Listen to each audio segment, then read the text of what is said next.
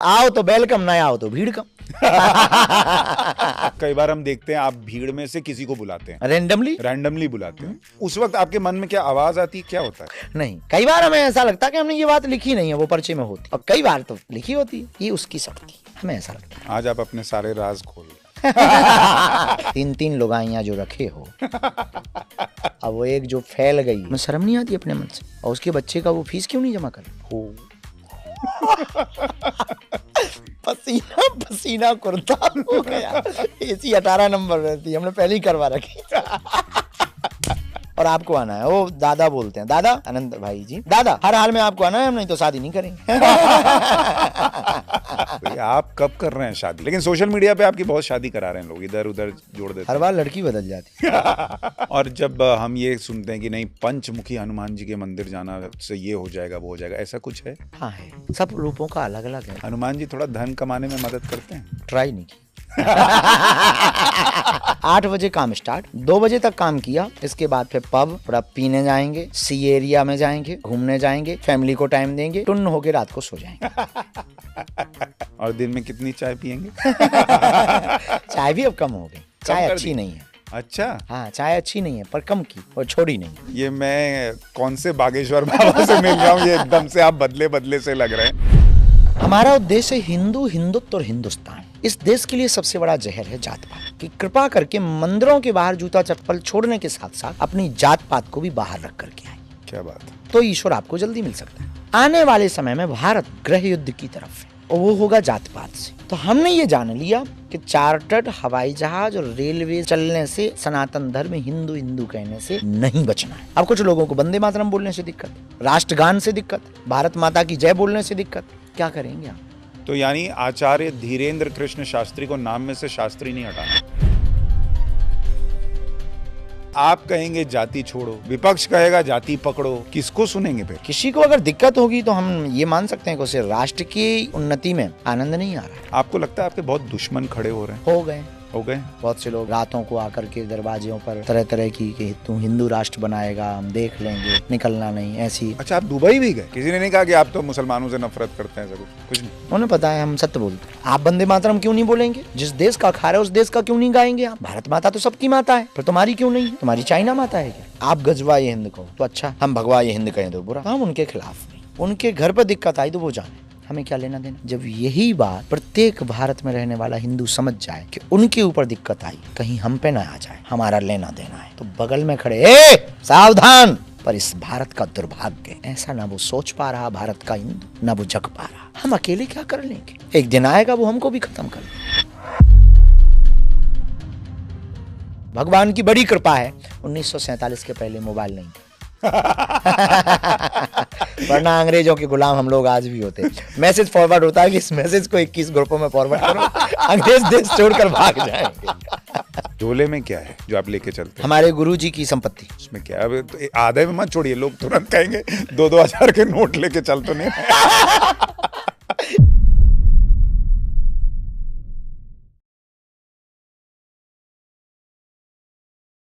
नमस्कार, हमारे इस खास show top angle with Sushant Sinha में आपका बहुत स्वागत है। टॉप एंगल, जहां हम किसी भी विषय को थोड़ा सा टॉप एंगल पर जाकर देखने का प्रयास करते हैं ताकि उसे समग्र रूप में देख पाएं, समझ पाएं, वृहद तस्वीर देख पाएं। और आज जो हमारे साथ मेहमान हैं वो कई विषयों पे हमें टॉप एंगल दिखाने वाले हैं, क्योंकि उनका जो दुनिया का सबसे बड़ा टॉप एंगल है उससे सीधा कनेक्शन है। हमारे साथ बागेश्वर बाबा यानी आचार्य धीरेन्द्र कृष्ण शास्त्री जी मौजूद हैं। महाराज जी, बहुत बहुत स्वागत आपका। बहुत बहुत धन्यवाद। कैसे हैं आप? हम बहुत अच्छे हैं। बहुत यात्रा कर रहे हैं आप आजकल? लगातार। अभी विदेशों की यात्रा बहुत हुई बीच में। हाँ, मैंने देखा, बहुत। हाँ। गोरों के बीच घूम रहे हैं आप। लेकिन अच्छा है, बहुत अच्छा है। दुनिया को समझ पा रहे हैं। और विदेश यात्रा हमारे नजरिए से तो दुनिया को समझना है। ग्लोबली रूप से भारत के लिए लोग क्या सोचते और भारत दुनिया के लिए क्या सोचता, इसके लिए हम विदेश गए। अच्छा लगा हमें। फिजी भी गए, न्यूजीलैंड भी गए, ऑस्ट्रेलिया भी गए, दुबई भी गए, देखा दुनिया को, वहाँ की सोच को देखा, ह्यूमन राइट्स क्या होते हैं वहाँ जा कर के देखा। हम लोग यहाँ आपस में लड़ भिड़ रहे हैं, ग्लोबली तौर पर क्या होता है उसको बहुत बारीक से हमने देखा, समझ रहे हैं। बाकी अभी उम्र बाकी बची है, देखेंगे। और तो अभी ये पहले इसी से शुरुआत कर लेते हैं, क्योंकि आपकी यात्रा इतनी चल रही है और आप दुनिया को, देश को और जीवन को टॉप एंगल से देख रहे हैं, और आपका चूंकि टॉप एंगल वाले ऊपर वाले हनुमान जी से भी कनेक्शन है, तो आपको ये यात्राओं में क्या सबसे खास चीज नजर आई? कुछ अनुभव शेयर कीजिए, क्या वहां जाकर देखा आपने? हमको वहाँ नियम का पालन करने का जो अधिकार है वो अद्भुत लगा। नियम को सब मानते, जैसे ऑस्ट्रेलिया है, तो ऑस्ट्रेलिया में चाहे प्रधानमंत्री हो, लाइन है तो है। हमारे यहाँ विधायक का भतीजा भी रेड लाइट तोड़ के चला जाता है। वहां पर अगर कोई आपने गलत किया है, केस बनेगा तो बनेगा, उसमें फिर कोई सपोर्ट नहीं चले। हमारे यहाँ चाचा विधायक हैं हमारे तो उनका फोन आ जाएगा, फिर चीजें बहुत नॉर्मल हो जाए। लेकिन विदेशों से ये सीखना, वहां सड़क पे हॉर्न भी नहीं मारते और नहीं, उसको गाली मानते हैं। हाँ, प्रकृति पूजक हैं। हमारे यहाँ भी नियम है, लेकिन हमारे यहाँ नियम होने के बावजूद भी हम लोग मानते हैं। ये सबसे बड़ी दिक्कत है। दूसरी बात, वहां व्यक्तियों के प्रति लोग सजग है। छोटी सी गलती नहीं भी होगी तब भी सॉरी बोलते। हमारे यहाँ गलती हो जाए तो सॉरी ना बोले। वहां एक अंग्रेज निकल रहा था, उसको लगा कि हमारे बैग में धक्का लगा, सो सॉरी। हमका वैसे लगा नहीं है पर सॉरी बोल दी तो एक्शन। तो आप गए वहां पर, आपकी ये वेशभूषा देखकर वहां उनका रिएक्शन क्या था? वो लोगों से पूछते थे अपनी भाषा में, ये क्या है? तो ये खड़ाऊ पहनना, ये कपड़े, हम तो झामा पहनते हैं बड़ा वाला, तो वो पूछते हैं। तो फिर हमने भी बताया, लोगों ने भी बताया, हमारे कल्चर, जो हमारा सनातनी कल्चर है, उसकी वेशभूषा का निर्वहन हम कर रहे हैं। वो पहने हुए खुश होते थे, जानते थे, उत्सुकता है। पश्चिमी देशों ने क्या किया, भारत के कल्चर को एक्सेप्ट किया। हम लोगों ने पश्चिमी देशों को, जैसे ऑस्ट्रेलिया में है, सुबह 5 साढ़े 5 बजे काम पे पहुंच जाते लोग। सुबह उठेंगे 5:30 6 बजे वो काम पे निकल लेंगे। 8 बजे काम स्टार्ट, 2 बजे तक काम किया। इसके बाद फिर पब, थोड़ा पीने जाएंगे, सी एरिया में जाएंगे, घूमने जाएंगे, फैमिली को टाइम देंगे, टुन्न होके रात को सो जाएंगे। वो बात अलग है। और हमारे यहाँ भारत में दिन की शुरुआत होती है 12 बजे, 10 साढ़े 10 पे ऑफिस खुलते हैं, 11 साढ़े 11 पे काम शुरू होता है, 12 बजे काम का मान के चलो कि शुरू हो रहा है, और वो 4 बजे तक जब तक हुआ, 5 बजे वो बंद, 6 बजे फिर जाम, फिर भीड़, फिर 9 बजे वो ऑफिस से घर में पहुंचा, फिर घरवाली चिड़चिड़ा रही, बच्चों को टाइम नहीं दिया, थक के गए सो गए, फिर सुबह से वही। तो वहां हमें जो चीज जो अच्छी लगी कि वो लोग ब्रह्म मुहूर्त का सदुपयोग करते। भारत के लोगों को और युवाओं को अगर अपने जीवन में बदलाव लाना है ना, तो दिन को लंबा करो, दिन को बड़ा करो। दिन को बड़ा करना है तो मॉर्निंग 4 o'clock आप उठो, 4 बजे जिम करके थोड़ा मेडिटेशन, अगर ध्यान आप करते हो तो थोड़ा ध्यान करो, सूर्य भगवान की उपासना, हनुमान जी की उपासना करो। 5-6 बजे अपने काम के लिए रेडी हो जाओ। 8-9 बजे भी काम स्टार्ट करो, कोई दूर नहीं। 3 बजे 4 बजे तक काम करो, फिर वापस आ जाओ। अपने लिए टाइम दो, विचारों के लिए टाइम दो, हेल्थ के लिए टाइम दो, फैमिली के लिए टाइम दो, मित्रों के लिए टाइम दो, तो आप समाज से दूर नहीं हो। बहुत से शहरों में रहने वाले भारत के लोग घर में ना रहते हुए भी घर में हैं, और घर में होते हुए भी घर में नहीं, और ये ऑफिस वालों के साथ तो है। लेकिन आप दूसरों को कह रहे हैं समय दो अपने आप को, आप तो खुद को समय नहीं देते। इतना सनातन को आपने समय दे दिया, और जितना मैं जानता हूं, आप 3 घंटे भी सो लें तो बहुत बड़ी बात है। आपकी भागा दौड़ वाली जिंदगी, आपकी दिनचर्या कैसी रहती है? पहले हमारी दिनचर्या रात को थी, अब हम थोड़ा बदल गए। अच्छा, हमने बदल लिया अपने आप को। वहां जाकर के हमने कुछ चीजें सीख ली। 10:30-11 बजे तक अब हम मुलाकात करते, लोगों की जो भी चर्चा करते, सब कुछ करते रात को।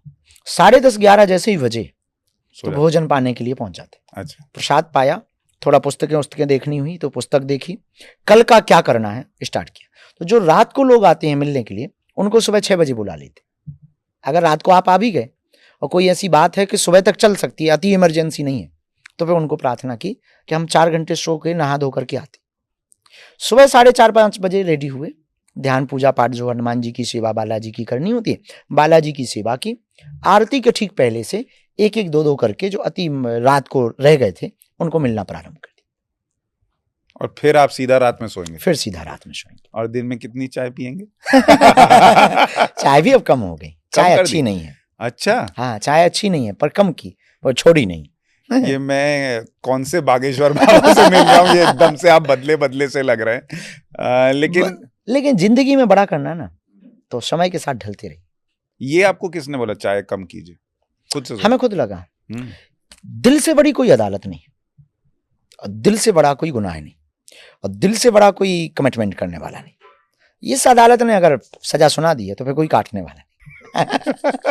बाकी तो व्यवस्था है कि लोअर कोर्ट में आपको सजा मिल गई तो हाई कोर्ट में जाओ, हाई कोर्ट में तो सुप्रीम कोर्ट में तो प्रधानमंत्री, फिर राष्ट्रपति आपको माफ कर सकता है, पर इस समय तो सेकंड ऑप्शन नहीं है।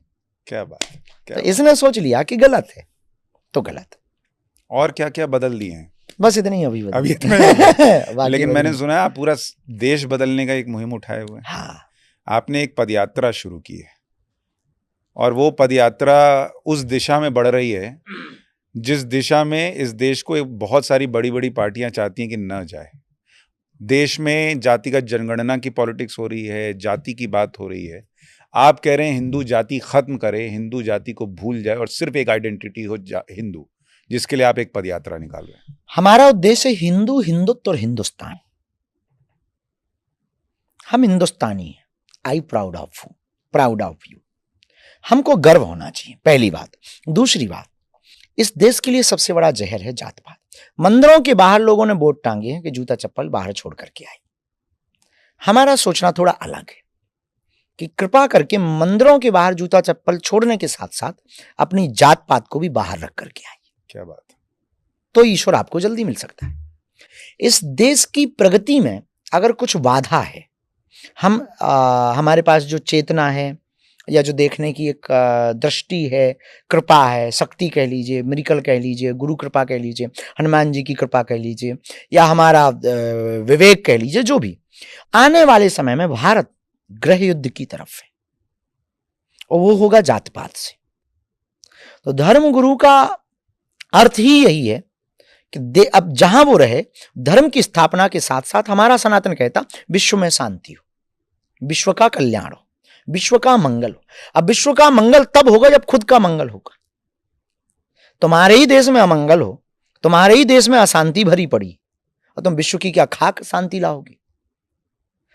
तो हमने ये जान लिया कि चार्टर्ड हवाई जहाज और रेलवे से चलने से, सनातन धर्म हिंदू हिंदू कहने से नहीं बचना है। इसके लिए हम सड़कों पर निकलेंगे, पिछड़े और बिछड़े लोगों को गले लगाएंगे और इस देश को गृह युद्ध से बचाएंगे। गृह युद्ध क्या है? ये अंगड़े, ये पिछड़े, बैकवर्ड फॉरवर्ड की लड़ाई है। इस देश के लिए ये दीमक है। और विदेशों से आने वाला भारत में आदमी हिंदुस्तानी से मिलता ही नहीं। यहां मिलता ब्राह्मण से, क्षत्रिय से, वैश्यों से, या सेवकों से, या राजपूतों से, बल्कि उसे आकर के मिलना चाहिए हिंदुस्तानियों से।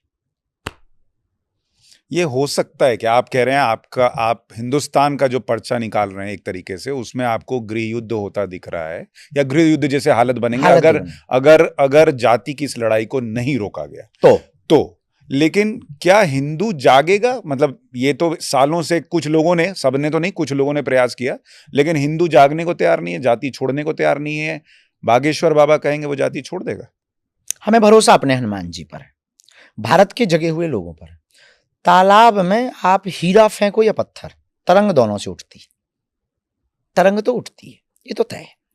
हमने विचार किया कि हम पत्थर फेंकेंगे तबीयत से, और वो पत्थर होगा प्रेम का, एकता का, जात पात मिटाव का। तो निश्चित है वाइब्रेशन की तरंग उठेगी तो जितने भी लोगों को स्पंदन करेगी, उतने में हमारा मकसद पूरा हो जाएगा। हम जाएंगे तो कोई और बागेश्वर बाबा आएगा। हमारा उद्देश्य अलग है। हमें इस देश में घर घर बागेश्वर बाबा बनाना है। हमारे जीने का तरीका ऐसा है, क्योंकि एक अकेले हम देश को नहीं सुधार सकते। घर घर जब लोग जगेंगे तभी देश को सुधार पाएगा। अभी जब आपने थोड़ी बहुत यात्रा शुरू की है, आप लोगों से मिल रहे हैं, क्या रिस्पॉन्स है? लोग आपसे पूछ रहे हैं कि क्यों जाति छोड़ें, या वो जो देखिए कहते हैं ना कि हमारे देश में जाति वो है जो जाति नहीं है, तो वो महसूस हो रहा है आपको कि इतनी आसानी से ये होगा नहीं? कठिनाइयां बहुत हैं, चैलेंज बहुत है, फिर लेकिन काम किस बात का, सेवा है, करनी है। राष्ट्र के लिए कुछ कर गुजरने का अगर भाव है तो वो करके मानेंगे। दूसरी बात, हमें सबका सपोर्ट मिल रहा है। सिंधी समाज भी आया हमारी बैठक में, सिख समाज के लोग भी आए उस सनातनी हिंदू एकता यात्रा के लिए कि आप बहुत अच्छा कर रहे हैं, हम साथ हैं आपके। अन्य लोग भी आए हमारे पास, उनके संदेशे भी आए। दुबई से भी लोगों को पता लगा तो वो भी आ रहे हैं। नेपाल के हिंदुओं को पता लगा तो वो भी आ रहे हैं। 21 नवंबर से 30 नवंबर तक हम पैदल चलेंगे, लोगों को समझाएंगे, जगाएंगे, गांव गांव जाएंगे। लगभग 20 से 22 हजार हनुमान जी की साधना लिए हुए बागेश्वर धाम के साधक वो रेडी है, और वो हर समाज के हैं, हर जाति के हैं। तो हमें लगा कि ये ठीक है, और जब हम सड़क पर निकलेंगे तो क्रांति तो होगी, रुक के होगी पर होगी। और आप क्या बोलेंगे लोगों को? जात पात और भेदभाव को जड़ से हमें मिटाना है, हमें भारत भव्य बनाना है। और उसमें जो लोग जाति के हिसाब से चल रहे हैं उनको क्या बदलना होगा? कुछ भी नहीं। आपका पहला परिचय, मैं हिंदुस्तानी, पहला परिचय मैं हिंदुस्तानी। पहले आप ये तो शुरुआत करो, फर्स्ट स्टेप। कोई भी चीज एकदम से होती नहीं। जैसे बालों के इलाज के लिए डॉक्टर क्या करता है, सबसे पहले रोकथाम करता है, फिर उनको जड़ों को मजबूत करता है, फिर घने करता है। ऐसे ही हमें पहले रोकथाम करनी।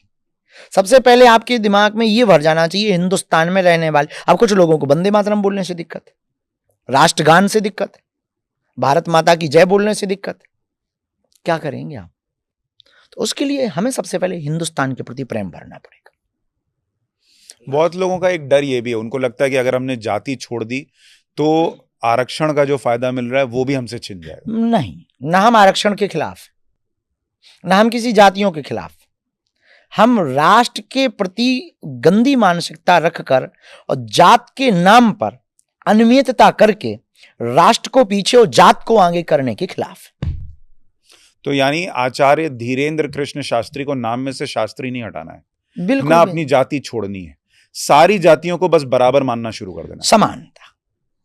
आप हिंदू हैं, हिंदुस्तान हमारा है, सनातनी है, ये राष्ट्र हमारा है।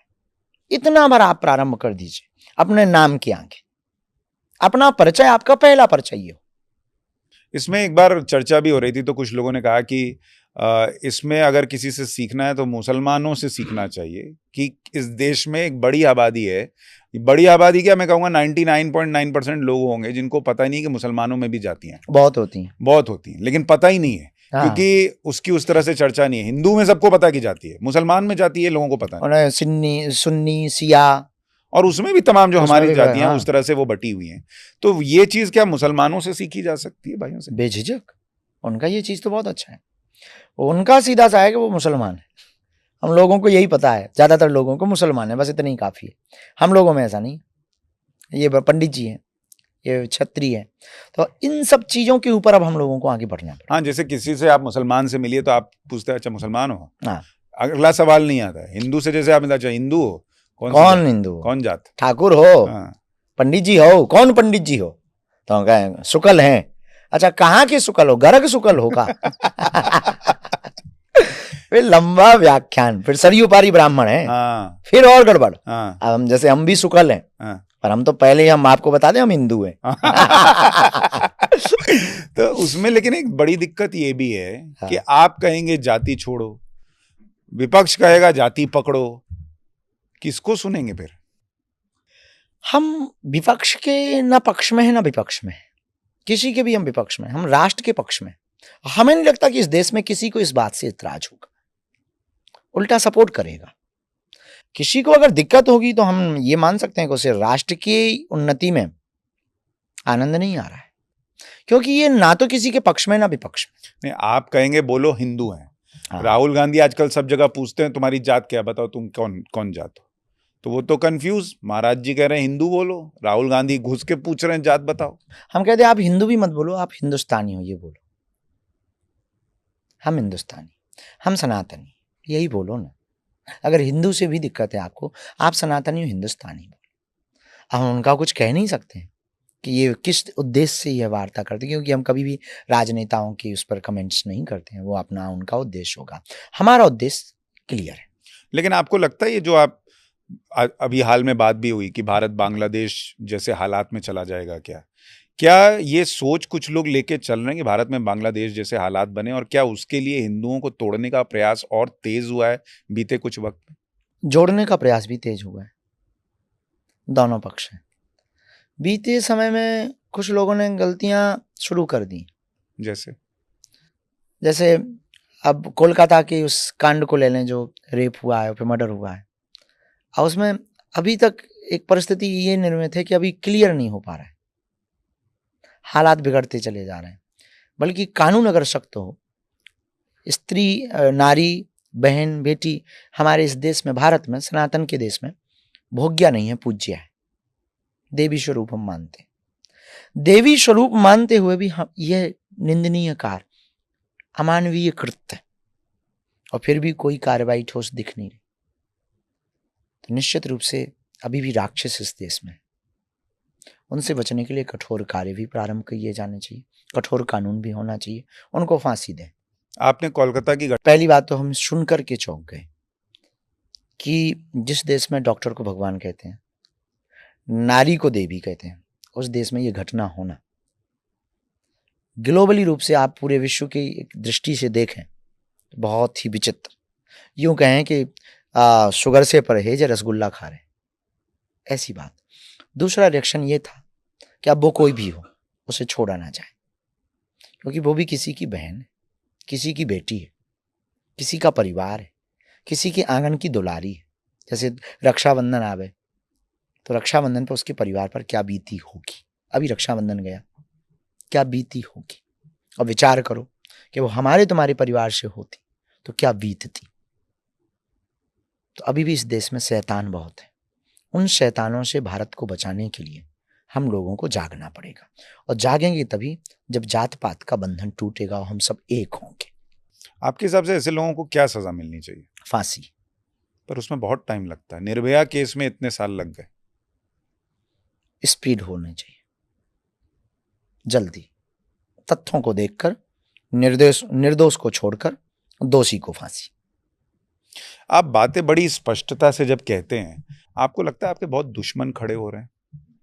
हो गए कर रहे हैं, अपने अपने हिसाब से वो तैयारियां कर रहे हैं, अपने अपने हिसाब से वो छलांगे लगा रहे हैं। आपको जीवन में क्या क्या परेशानी आ रही है जो आप मुझे पता है आप यूजुअली शेयर नहीं करते हैं, पर मुझे लगता है लोगों को पता होना चाहिए कि उनके लिए जो व्यक्ति लड़ रहा है। बहुत कमेंट्स बाजी, परिवार को भी हमारे बहुत कष्ट सहना पड़ता है। बहुत से लोग रातों को आकर के दरवाजों पर तरह तरह की कि तू हिंदू राष्ट्र बनाएगा, हम देख लेंगे, निकलना नहीं, ऐसी। अभी बीच में एक लड़की कोई घर में घुस गई थी। आपके घर में? हमारे घर में। खैर पुलिस प्रशासन को दिया था, वो पकड़ गई थी। और भी ऐसे बहुत सी चीज़ें जगह जगह पर परिवार, मतलब हिंदुत्व की बात करना और राष्ट्रवादी विचारधारा को रखना इस देश में बहुत कठिन है, क्योंकि परिवार से दूरी हो जाती है। फिर परिवार अगर आपके आसपास दिखेगा तो कोई छोड़ेंगे नहीं। तरह तरह के फिर फेक वीडियोस बनाए जाते हैं, फेक बातें वायरल की जाती हैं, परिवार की भी फेक बातें वायरल की जाती हैं। बड़ा कष्ट होता है, बड़ा हमारे नाम से फिर गुमराह करने लगते हैं, और योजनाबद्ध तरीके से लोग षड्यंत्र करते हैं, बहुत षड्यंत्र करते हैं। जैसे अभी बीच में हमको, जैसे हमारा परिवार ही बीच में, अब भगवान हनुमान जी हैं और सरकार की भी सुरक्षा है, हनुमान जी भी हैं, उनकी दया है, पर बीच बीच में कोई सामान फेंक गया, पत्थर भी आए बीच में घर पे। हाँ, तो पूछा तो वो मोटरसाइकिलों से निकल जाते हैं, वो बोलते जाते हैं, बड़ी दिक्कत है, पर झेल रहे हैं, क्योंकि उद्देश्य तो स्पष्ट है कि हर हाल में हमको इस राष्ट्र के लिए कुछ बड़ा करना है, और राष्ट्र के लोगों को एक करना है, देश के लोगों को एक करके नई क्रांति दे करके जाएंगे, क्योंकि हमें भारत को ग्लोबली रूप में बहुत ऊपर देखना है, भारत को विश्व लोगों को देखना चाहिए कि आचार्य धीरेन्द्र कृष्ण शास्त्री जी अगर देश में जात पात खत्म करने का एक प्रयास कर रहे हैं जो एक युद्ध से कम नहीं है, तो उनको भी कितना कुछ सहना पड़ रहा है। तो जब आप उनसे कनेक्टेड हैं, आपको लगता है कि बाबा जी मेरे बारे में कुछ बताएं, मेरा कष्ट दूर कर दें, तो आपको ये समझना होगा कि वो देश का कष्ट दूर करने के लिए कितना कष्ट सह रहे हैं। आपके घर के लोग डरते हैं, माता जी घबरा जाती हैं? शुरुआत में उनको दिक्कतें हुई, हाँ, फिर धीरे धीरे उनको आदत पड़ गई। 4-5 बार जब छोटी छोटी घटनाएं हुई छोटी छोटी, पर वो माताओं को तो बहुत भयभीत कर देती हैं। अब वो सावधान हो गई। अब हमने उनको समझाया, मोटिवेट किया कि जब कोई बड़ा कार्य करते हैं माँ, तो ऐसी चीज़ें आती हैं। जैसे जहाँ हम धाम पर ही रहते हैं, जिनसे ना मिल पाओ उनकी गालियाँ सहते। अब बहुत समुदाय है, ज़्यादा से ज़्यादा लोगों को हम मिलते हैं, पर भोजन भी हमें करना है, थोड़ा पुस्तक अध्ययन के लिए भी समय देना। हम तो परिवार को भी नहीं समय देते हैं, बालाजी की सेवा भी करनी, साधना भी करनी, खुद को भी समय नहीं दे पाते हैं। तो अब वो सामने वाला आया, वो भी सही है अपनी जगह, वो परेशानी में है, तो उनकी भी गालियाँ सहते। बड़े बड़े लोगों को मिल रहे, हमें नहीं मिल रहे हो, हमें मिलो, हमें समय दो। और उनसे कह दो माता जी कल मिल लेना, आज हम भोजन कर लें, भैया कल मिल लेना। अरे वाह, कल कैसे मिलने, कल हमारी हवाई जहाज है। तो उनकी हवाई जहाज नहीं छूटनी चाहिए। हमारी तो जिंदगी छूट जाए, आपका भोजन छूट जाए, हमारा भोजन छूटे, जिंदगी छूटे, पर बाबा जी हमारी ट्रेन नहीं छूटनी चाहिए।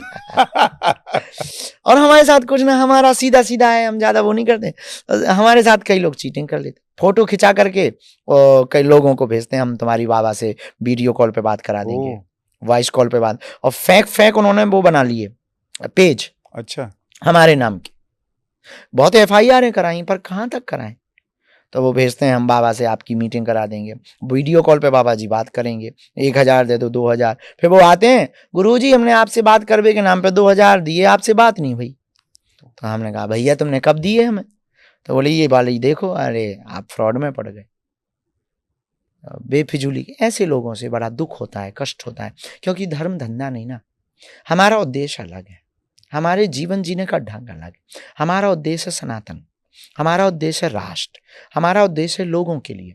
पर इस रास्ते में हम आज समझ आ गया, इस रास्ते में कठिनता पग पग पे, विचित्र निगाहों से लोग देखते हैं, पग पग पे परेशानियां खड़ी होती हैं, कभी कुछ। हम अपने लोगों को बोल रहे थे कि हमसे या तुम लोगों से कोई भूल हुई तो 100 सालों तक कोई महात्माओं पे भरोसा नहीं करेगा, कोई भी भरोसा नहीं करेगा, एक सिंगल भूल भी। और लोग समझते हैं। ये सब इतना कुछ देख के कभी बीच में ऐसा दौर आया जब आप निराश हुए हो, हताश हुए हो कि यार क्या ही कर रहा हूँ, क्या है, छोड़ो? नो, ये तो हमारे अंदर है। आत्मविश्वास बहुत है, निडरता भी है, क्योंकि हमारा सत्य नहीं है। तो एक दम रहती है कि जब हमने गलती नहीं की तो कुछ दुष्परिणाम होना नहीं। वो जब बीच में दौर था जब आपको रोज अग्नि परीक्षा देनी पड़ रही थी कि ये बाबा फ्रॉड कर रहे हैं या पर्चा खुल ही नहीं सकता, ये वाली चीज, वो जो दौर था, और आपको चैलेंज दिया गया कि भाई मैं आऊंगा और ये होगा वो होगा, जिससे आप फाइनली निकल गए। लेकिन उस दौर में क्या आपको रात में सोते वक्त, अकेले बैठने में ऐसा तनाव होता था कि लोग मुझे सच्चा मानेंगे या नहीं मानेंगे? नहीं, कभी नहीं। कभी नहीं। पहली बात तो हम सोते ही नहीं थे। ये आप जब की बात पूछ रहे थे, हम सोते नहीं थे। हाँ। सो ही सोते थे। हाँ। तो रातों को ये विचार आते ही नहीं था, दिन में भीड़ रहती थी। दूसरी बात ये था कि जो है सब हनुमान जी है। अच्छा, हमारे पास जो भी है सब हनुमान जी की प्रसाद है, ना तो कोई दावा है, ना कोई व्यवस्था है, ना हम बिना विचार कोई विचार करते हैं। बैठे गद्दी पे प्रणाम किया, जो उनको लिखवाना आप लिखवाओ, जो तुम्हें दिखाना दिखाओ, जो तुम्हें लगता हो करवाओ। हमारा काम है सेवा करना, हम सेवा कर रहे हैं, इसलिए विचार नहीं आता था। और डरते भी नहीं थे, इसलिए डर नहीं लगता कि चले आओ, वेलकम टू यू। और आओ तो वेलकम, ना आओ तो भीड़ कम।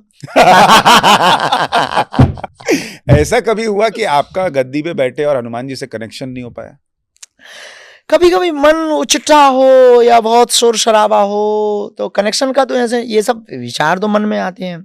और हमारे पास है वो गॉड गिफ्टेड है, हमारे ग्रैंडफादर के पास भी यही चीज़ थी, उनके भी ग्रैंडफादर के पास गॉड गिफ्टेड है। तो हमारे पास एक पद्धति है, तो उसके लिए थोड़ा सा शांति, मन का शांत होना, कोई बात ना करे, बीच में टोके ना, बीच में परेशान ना करे, तो चीज़ें बहुत अच्छे से, मतलब हम बहुत अच्छे से सामने वाले की प्रश्नों को समझ सकते हैं और उसका उत्तर लिख सकते हैं। और ना भी वो हो सामने तो भी लिख सकते हैं और समझ सकते हैं। हाँ, क्योंकि कई बार हम देखते हैं आप भीड़ में से किसी को बुलाते हैं, रैंडमली बुलाते हैं, तो उस वक्त आपके मन में क्या आवाज आती है, क्या होता है? नहीं, जब हम वो पर्चा की पद्धति करते हैं तब हम एक प्रार्थना करते हैं कि हम आपके नाम की साख की बात आ गई। अपना तो कोई नाम नहीं है, बागेश्वर बाबा आई एम नॉट, हम तो धीरेन्द्र कृष्ण शास्त्री हैं, और बागेश्वर बाबा तो आप हो। क्योंकि आपको लोग बागेश्वर बालाजी कहते हैं। अब ये फंस गया है कि वो कहना चाह रहे हैं कि अगर ऐसा कुछ है तो वो तो अपने लोगों को बुलाते होंगे या दिमाग पढ़ लेते होंगे। अब दिमाग पढ़ने के लिए व्यक्ति चाहिए सामने। अब एक काम करो, व्यक्ति ही ना हो वो लिख दो, तो ये फिर दिमाग पढ़ने से ऊपर की बात हो जाएगी। ये तो कोई अदृश्य शक्ति ही कर सकती है, तब प्रमाण होगा। तो एक काम करो, हम पेन कागज ले रहे हैं, अब आप ये बताओ कि आने वाले समय पे कौन आएगा। ये आप बोलते हैं बालाजी से, अपने अंतरंग से, अपने आप से बोलते हैं। अब चाहे उन्हें बालाजी से कह लो चाहे किसी से, हम तो अपने आप से बोलते हैं कि अब तुम बताओ धीरेन्द्र कृष्ण शास्त्री जी कि कौन आएगा। मन ही मन में प्रणाम किया और जो मन में आया लिख दिया और दफ्ती उल्टी करके पेन रख दिया कि अब आपको बचाना है, हाँ जाइए ले आइए, और हाँ आगे से पीछे से वृद्धों में, जवानों में, पुरुष में लेके आओ। अब वो आए। कई बार हमें ऐसा लगता है कि हमने ये बात लिखी नहीं है, वो पर्चे में होती है और कई बार तो लिखी होती है, लिखते हैं हम ज्यादातर टाइम 99.9% लिख करके रखते हैं। 1-8% हमें कई बार ऐसा भ्रम होता है या सत्य होता, भगवान जाने कि ये बात तो हमने लिखी नहीं थी, पर वो बात होती है, लिखी भी होती है। ये हनुमान जी की कृपा है, ये उनका प्रसाद है, और ये लीजिए आप लेके आए, ये आपका विषय है, ये आपका विषय। तो ये चीज फिर क्या होता है कि व्यक्ति के विचार और सोच से परे निकल जाता कि कोई 20 मिनट पहले, 10 मिनट पहले, बिफोर टाइम, लाखों की भीड़ में, और चुनने वाले आप, वहां पत्रकार भी होते हैं, बुद्धिमान भी होते हैं। 1-2 पुराने वीडियोस में तो प्रशासन का, पुलिस का आदमी 4 पर्चे बना के रखते हैं, और हमें याद है, वो हमें जगह का नाम याद नहीं आ रहा, पर हमें याद है कि एक बार हमारे जो गुरु जी हैं उन्होंने कहा था, वो एक पुलिस का आदमी था, एसपी बगल में बैठे थे, कि आप जाइए, ये 4 पर्चे बन गए हैं, और आप रैंडमली किसी को भी 4 लोगों को लेके आइए, और आप जिनको लेके आएंगे ये पर्चे उन्हीं के निकलेंगे। और पुलिस अधीक्षक बगल में थे, हमें आज भी याद है, रघुवंशी जी, एक अशोकनगर की, हाँ अशोकनगर के दरबार में, वो रख दिया। अच्छा, मैं ये कह रहा था कि ये जब चीजें इनिशियली शुरू हुई होंगी, तब आपको कभी ऐसा लगा कि यार ये क्या मेरे अंदर बात हो रही है? कभी मतलब जब शुरू ये चीज आपने फील की, तब उस दौर में क्या लग रहा था आपको? ये पूरी जो पावर है, हमने उसको जो समझा विज्ञान के तत्व पे, ये सबकॉन्शियस माइंड की पावर है। अगर विज्ञान की दृष्टि से देखें, हमारे पास तो बालाजी है, क्योंकि ना तो हमारी कोई पढ़ाई है, ना एजुकेशन है, ना कोई हमारे पास ट्रिक है, ना कोई व्यवस्था है। 5वीं बात यह है कि हमने ब्रेन पढ़ाई नहीं की, क्या खाप पढ़ेंगे। तो ये जो चीजें हैं, ये निश्चित रूप से अद्भुत शक्ति है। अब विज्ञान कैसे माने, तो कॉन्शियस माइंड और सबकॉन्शियस माइंड होता है, तो जो अवचेतन मन है ये उसकी शक्ति है, हमें ऐसा लगता है। तो हमारे जो दिमाग में, ब्रेन में विचार आते थे, थॉट्स आते हैं, वो कभी भी एक नहीं आते, फ्लाइंग होते रहते हैं, बहुत बदलते रहते हैं, क्षण बदलते रहते हैं। हम सोते समय भी आते हैं वो। हाँ, और कई बार चीजें जैसे हमको मजे आते हैं, जैसे बरमूडा ट्रैगन पे देखना, गैलेक्सी क्या है, गैलेक्सियों पर विचार करना, मून क्या है, साउथ एरिया क्या है, और ब्लैक होल क्या है, उसके बारे में चर्चा करना, अर्थ कितने हैं, इन पे सोचना, इन पे बहुत मजा आता है। रातों भर उसी में मजे लेते हैं। ये बरमूडा ट्रैगन ऐसा कैसे है, वहाँ धरती पे गुरुत्वाकर्षण क्यों नहीं है, वहाँ सब उल्टा क्यों बहता है, पानी उल्टा क्यों बहता है, ये सारी चीजों पे हमें बहुत मजे आते हैं। अब वो सोचते रहे, ऐसे दिमाग में विचार चलते रहते हैं। यूनिवर्स के बहुत चलते हैं, अंतरिक्ष के बहुत चलते हैं, यूनिवर्स के बहुत चलते हैं, और अलग अलग पृथ्वी के बहुत चलते हैं, अलग अलग चीज़ों के बहुत चलते हैं। ऐसी प्रकृति, नेचर के प्रति और यूनिवर्स के प्रति बहुत फ्लाइंग विचार होते हैं। फिर उसी बीच में 1-2 चीज़ें आ जाती हैं ऐसी कि कोई आदमी आ रहा यार है, तो फिर ये आते ही ये कहेगा आज तो हमारा पेट खराब। फिर वो आएगा, बच्चे ही थे तो हम बोल नहीं पाते, जब चीजें ये सामने आती थी, आज तो हमारा पेट खराब। यार ये तो अपन को पता था, पर बोला क्यों नहीं, डर के मारे बोलते नहीं थे। तो विचलित नहीं होते हैं, पर वो चीजें बहुत चलती हैं, और ऐसी दुनिया में बहुत सी घटनाएं घटी भी, ये कोई बहुत नई बात नहीं है। एक आर्टिकल हमने पढ़ा था, वो हम भूल गए, वो नाम भूल गए हैं। एक आर्टिकल पढ़ा था, उसमें उसका एक्सीडेंट हो गया। जब एक्सीडेंट हुआ, कोई विदेश का आर्टिकल है, उसका एक्सीडेंट हुआ, तो वो जब घर आया हॉस्पिटल से वापस, तो उसके कान में रेडियो बजने लगा। अब वो कहता था रेडियो बज रहा है, ये गाना बज रहा है। तो लोग कहते थे यहाँ तो कोई रेडियो नहीं, और रेडियो चालू करो तो वो गाना बजता था। आर्टिकल है, नेट पे ही पढ़ा, आप सही है या गलत भगवान जाने। तो ऐसी ये अवचेतन मन की पावर बहुत है, बहुत है। आज आप अपने सारे राज खोल रहे हैं। नहीं, विज्ञानकों को समझना बड़ा कठिन है, क्योंकि विज्ञान हमें समझ नहीं पाता। नहीं, विज्ञान कई ऐसी चीजें जो सामने प्रमाण के तौर पे न दिखे उसको नहीं मानता। विज्ञान भगवान को भी नहीं मानता, लेकिन वो आपकी अपनी आस्था है, और जो उसको महसूस करता है वो महसूस करने की चीजें होती है। विज्ञान ऐसा है कि अपनी ही चीज का खुद कटाक्ष करता है। विज्ञान एक ऐसा तर्क है जिसे अपने ही सिद्ध किए हुए प्रमाण को खुद काटते हैं। विज्ञान ऐसा है। ज्ञान इसके ऊपर का, ये पराविज्ञान है। जो हमारे पास चीज है वो पराविज्ञान, इसको पराविज्ञान कहते हैं। ये अद्भुत है। और विज्ञान ऐसा नहीं कि इसको मानता नहीं, विज्ञान भी मानता है, क्योंकि ऐसी बहुत सी चीजें हैं जो विज्ञान के शोध से बाहर अब वो होती हैं। हाँ, सही बात। और कई बार तो चीजें बाद में पता चलती हैं। जैसे आज विज्ञान जिस चीज के बारे में, जैसे कई 100 साल पहले कह लीजिए, विज्ञान मोबाइल के बारे में नहीं जानता था। आज बात मोबाइल की। और कोई 100 साल पहले कहे कि एक ऐसा यंत्र आने वाला है कि दूर बैठे हुए 100 किलोमीटर दूर बैठे हुए आदमी का फोटो दिखेगा, तो 100 साल पहले अगर ये बात, उल्लू हो क्या, पागल हो क्या? ऐसा हो ही नहीं सकता। ऐसा हो ही नहीं सकता है। और आज वो नॉर्मल हो गया। अब आने वाले टाइम पर हाथ में मोबाइल चलने वाला है। जो विज्ञान शोध कर रहे हैं, तो स्क्रीन को हाथ में वो लगा देंगे बॉडी में कहीं पर पार्ट, और वो आप स्क्रीन को हाथ में चलाएंगे। अब ये बात अगर हम गांव में जाकर के बोले, जो ज्यादा पढ़ा लिखा नहीं है, तो कहेगा उल्लूपना की बात है, बंद करो महाराज। ये पागलपन महाराज, आप दिल्ली बंबई में फेल हो। लेकिन वो आएगा। तो विज्ञान को समझ में बाद में आए, तो इसका मतलब ये नहीं कि जैसे एक वैज्ञानिक IIT का लड़का हमें मिला, बोले हम भगवान नहीं मानते, हम तो अनुभव को मानते हैं, और बिना कोई प्रमाण के हम भगवान को स्वीकार नहीं करते। हमने कहा एक बात बताओ, तुम अमेरिका गए? बोले नहीं। तो हम कहा अमेरिका है? बोले है। हम कहा जब तुम नहीं गए तो कैसे? बोले नहीं, वो तो न्यूज़ों पे दिखता है, किताबों में लिखा हुआ है। हमने कहा ऐसे ही रामायण में लिखा है भगवान है, और कई लोगों ने देखा है।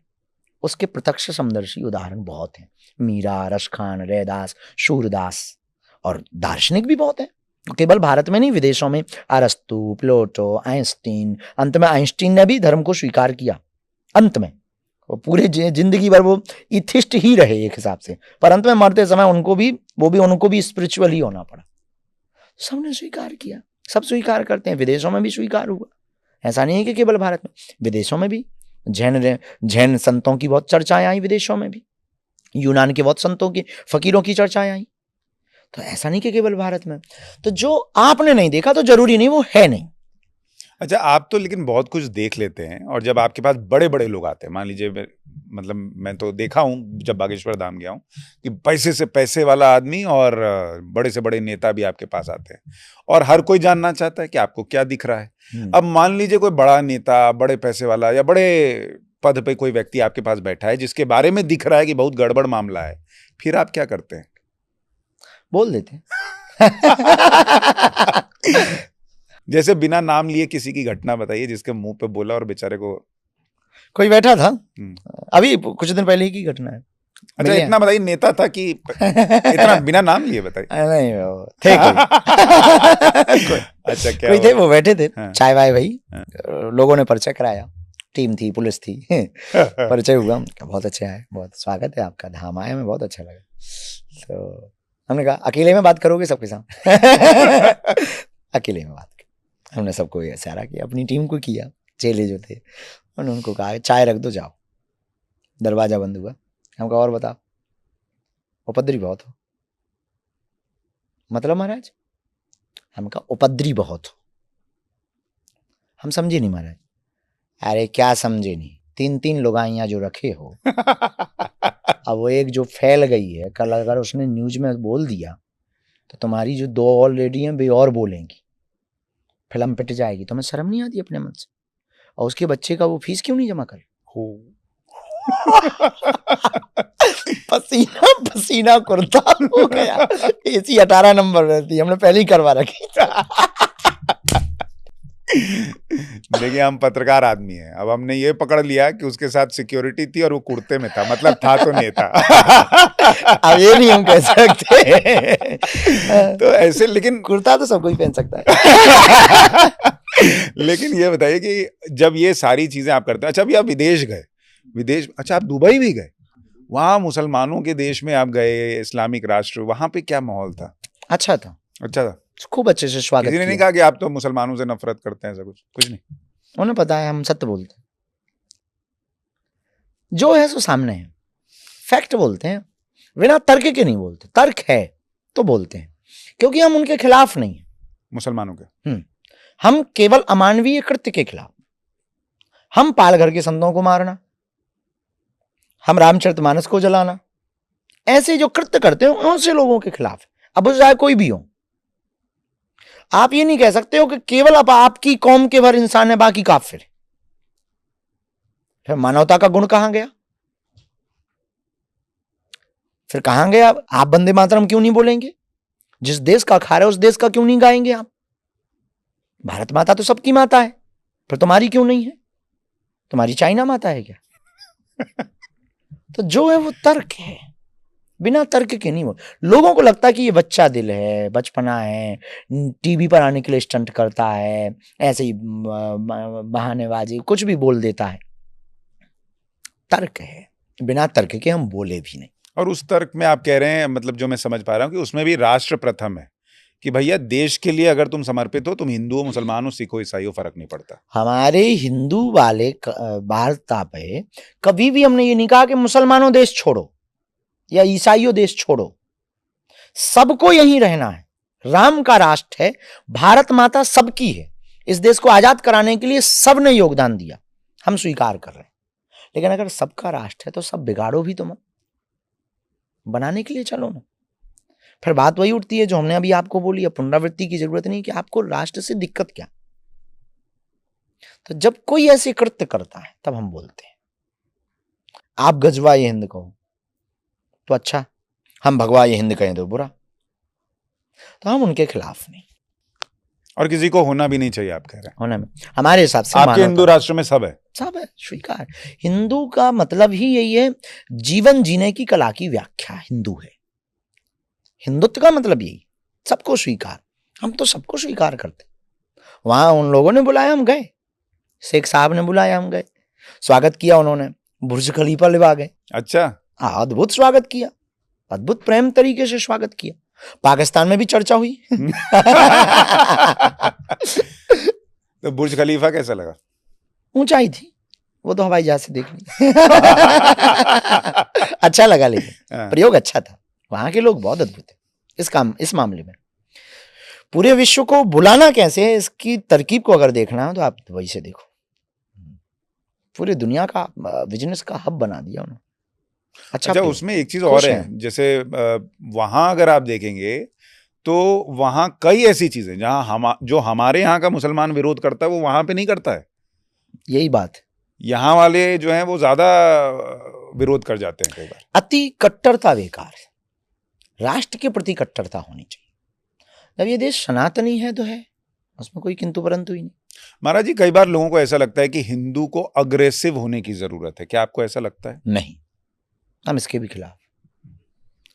हिंदू को जागने की जरूरत है, हिंदू को आत्मरक्षा करने के लिए तैयारी रखने की जरूरत है, हिंदू को शिक्षा की जरूरत है,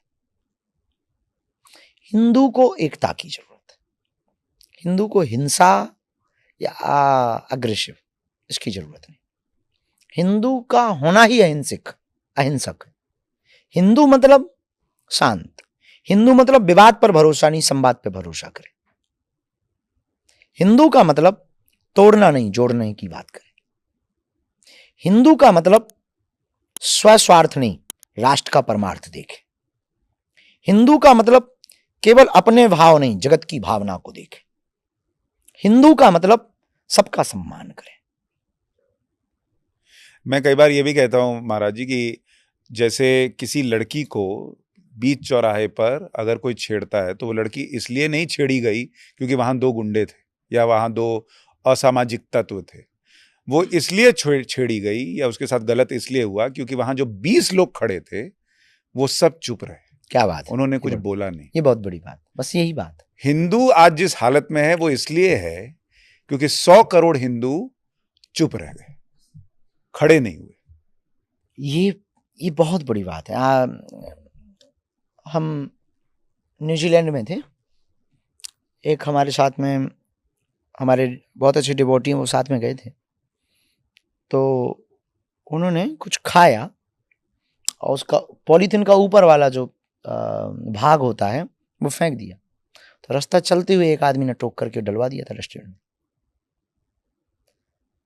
हमारे देश में ये दिक्कत है, उसने डाला तो वो डाले, हमें क्या लेना। बस उनके घर पर दिक्कत आई तो वो जाने, हमें क्या लेना देना।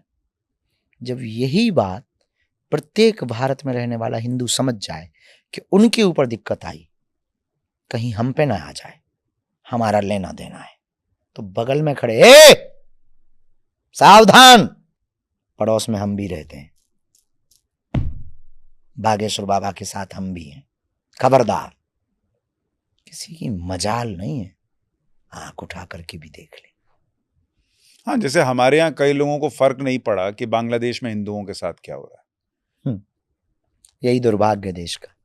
इन पे जब बीतेगी तब पता लगेगा, जब इनके बिजनेस छुड़ाए जाएंगे, इनके ही सामने इनकी बहन बेटियों पर अत्याचार किया जाए। कभी विचार करना, हम एक दिन बैठे बैठे विचार कर रहे थे, लोग कहते आप सड़क पे क्यों निकल रहे हैं, आप इतना रिस्क क्यों ले रहे हैं, सिक्योरिटी का रिस्क होगा, खर्चा बहुत होगा। बात सही है, हम आज भी संघर्ष के साथ जी रहे हैं। एक एक दिन हमारा जैसे कल बीतता था वैसे। लोगों को लगता है बाबा तो बड़े हो गए, बड़े लोगों ने नाम बड़े हुए, हम हैं वैसे ही जैसे कल थे, बिल्कुल भी नहीं बदले। आप क्यों इतना रिस्क ले रहे हैं। हम एक दिन विचार कर रहे थे बांग्लादेश पर कि अगर हमारी बहन बेटी हमारे ही सामने कोई उठा के ले जाए कैसा लगेगा, जरा विचार करना। 40 साल तक जिस देश में रह करके बिजनेस कर करके एक एक पाई पाई को जोड़ा, मकान बनाया, दुकान बनाई, 20 लोग आकर के लूट के ले जाएं, सच सच बताना यार कैसा लगेगा। तुम्हारी ही बेटी जैसे तुमने फूल की तरह पाला पोसा और एकदम सुकुमार सी बिटिया, और उस पर जब निर्दयी राक्षस हवस की भूख में बर्बरता निर्दयता के साथ उसका लेप करें, सच सच बताना यार कैसा लगेगा।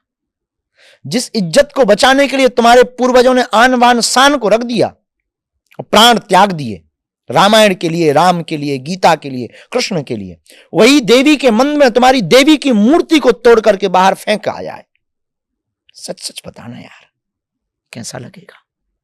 जिस देश में तुम रहते हो उसी देश में तुमको अल्पसंख्यक देश छोड़ो ऐसा चिल्लाया जाए, और तुम्हारे पूर्वजों ने उस देश को आजाद कराने के लिए, बांग्लादेश के लिए तुम्हारे पूर्वजों ने भी कुर्बानी दी और देश के साथ खड़े रहे, और तुम्हें उसी देश में गाली देकर के कहा जाए देश छोड़ो, बांग्लादेश छोड़ो, हिंदुओं देश छोड़ो, और वहां पर तुम्हारी दादाओं की यादें, दादी की यादें, नाना की याद, पिता की यादें, वो दरवाजे, वो आंगन, वो घर, वो चौखट, वो इमली का पेड़, वो आम का पेड़, वो नीम का पेड़, सच सच बताना यार कैसा लगेगा।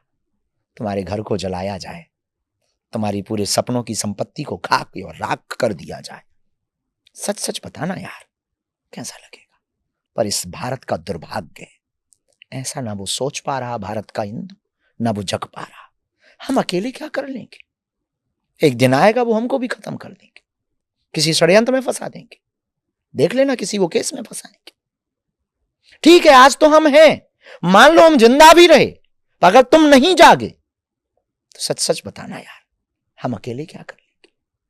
पर यह दुर्भाग्य इस देश का कि हिंदुओं के सामने हमने कितनी बंसी बजाई, अब भी वो घर से बाहर नहीं निकल रहे, अब भी हिंदू एकता की पदयात्रा की कोई चर्चा नहीं कर रहा।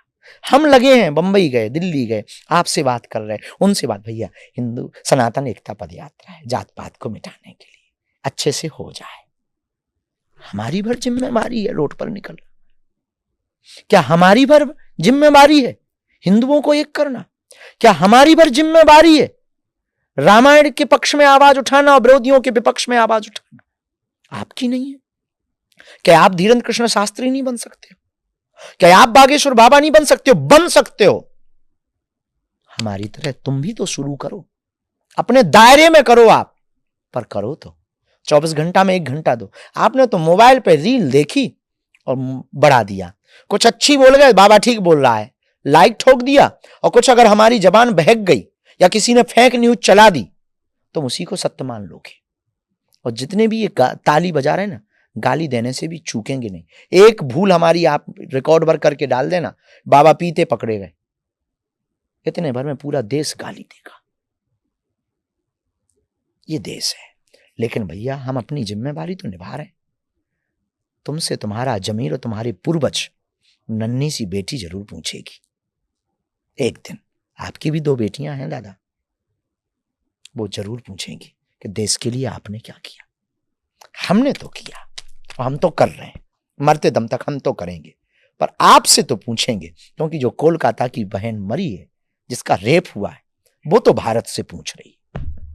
बांग्लादेश के जिन हिंदुओं का घर जला है, वो भारत के हिंदुओं से पूछ रहे कि तुमने तैयारी की कुछ, या तुम भी ऐसे ही जलवा के जाओगे। बड़ी दुर्दशा है। फिर भी हिंदू सोया है, घर से निकल नहीं रहा, जुआ नहीं रेंग रहे, सबको अपनी अपनी पड़ी है, अपनी रोटियां सेक रहा है। बस ताली बजाओ, हिंदू हिंदू करो, बस कहानी खत्म। और जो बोल रहा है उसको कम्युनल बता रहा है। आचार्य धीरेन्द्र कृष्ण शास्त्री सांप्रदायिक हैं, शुद्ध बिजनेसमैन है, पाखंडी बाबा है, कितने नाम नहीं हमारे रख दिए इस देश ने। अच्छा, कोई मैं तो ये भी पूछता हूँ, ये भी तो पूछ लो कि ये आदमी ये सारा पाखंड करके, मान लीजिए बिजनेस करके, वो पैसा कहाँ लगा रहा है? कैंसर हॉस्पिटल बनाने में, उससे क्या होगा?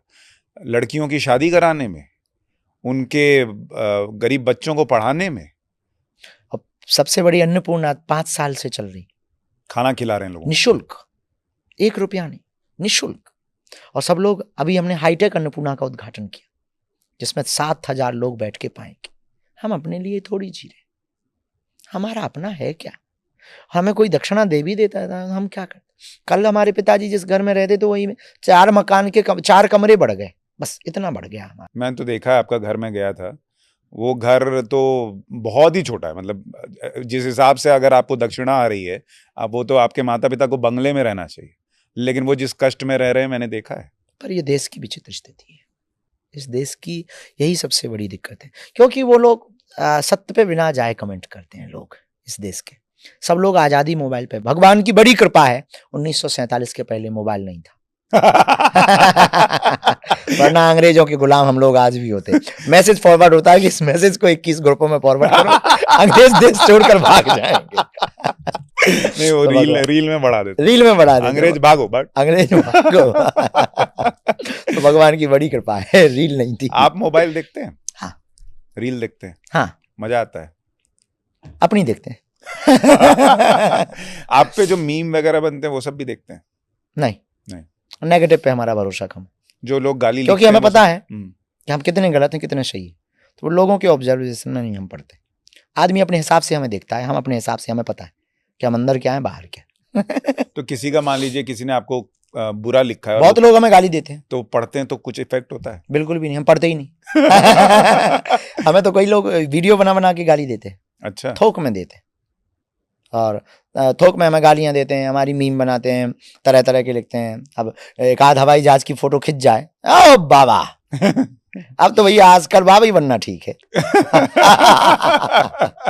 अरे भाई, टिकट किसी ने दी, चढ़ हम बैठ गए, फोटो क्या खिंच गई, आजकल बाबा ही बनना ठीक है। चलो तुम्हारी जय हो। अच्छा, आपकी एक यात्रा की बड़ी चर्चा भी, और मेरे अंदर भी उत्सुकता है कि पूछूं आपसे कैसी रही वो यात्रा, कि आपके लिए एक प्राइवेट जेट आया और आप अंबानी जी के बेटे की शादी में गए। कैसी थी वो शादी? बहुत अच्छी, सनातन के लिए बहुत अद्भुत। अनंत हमारे, आज तक हमने इस वार्ता को सबको नहीं कहा, अनंत हमारे बहुत प्रिय मित्र हैं। अनंत अंबानी बहुत प्रिय। उनका जो हमारे प्रति स्नेह है, उसको हम भूल नहीं सकते, क्योंकि हम किसी लायक नहीं, सामर्थ्यता नहीं, धनवान भी हमें नहीं, लोग हमें प्रेम देते, स्नेह देते वो। पर हमारी अच्छा ये मित्रता इसलिए भी नहीं है कि वो बड़े आदमी, सहज बस हम बहुत फक्कड़ आदमी हैं, बहुत अपने सिद्धांतों पे जीने वाले, पर उनका जो सनातन के प्रति केयरफुल और संतों के प्रति केयर करना वो हमको भा गया। अचानक एक दिन जामनगर में मुलाकात होती है, उनका वो एनिमल्स लव, अद्भुत आदमी। उस आदमी ने ठीक है कुछ बोलेंगे तो लोगों को लगेगा कि ये महिमा मंडन कर। अनंत अंबानी हमारे बहुत प्रिय मित्र, उन्होंने कष्ट बहुत पाया थायराइड का, और उस कष्ट में भी उस आदमी ने जीना कैसे चाहिए, ट्रोलिंग को जाने ना जाने क्या क्या, पर उस वो तो हमारा मित्र इसलिए है, हमें मित्रता यहीं पर प्रिय लगी। फिर भी दवाइयां मेडिसिन बहुत ली, तब जाकर के शरीर की उस रोग को कंट्रोल कर पाया। फिर भी इतने संघर्ष से कभी विचलित नहीं, और सबके प्रति जो उसके अंदर उनके अंदर जो हमने देखा अपनत्व, वो अद्भुत था। तो हमारी मित्रता हो जाती है। कुछ दिनों बाद उनकी शादी तय होती है, तो उनका आप हमारे मित्र हो। हमने कभी बोला नहीं, और हमने कभी उजागर भी नहीं किया, फोटो भी नहीं।